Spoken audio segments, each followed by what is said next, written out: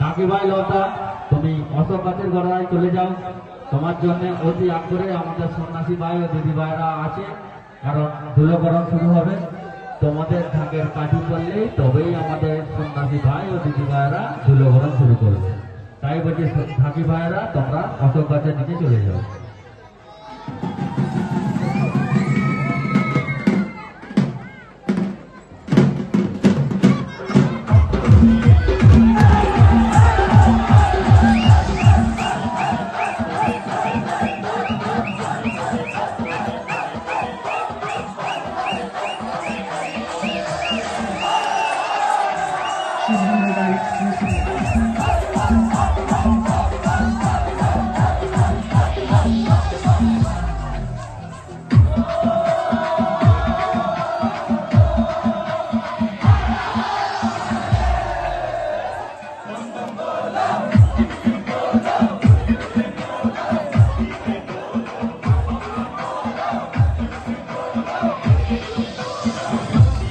DJ Subramanian Balcha.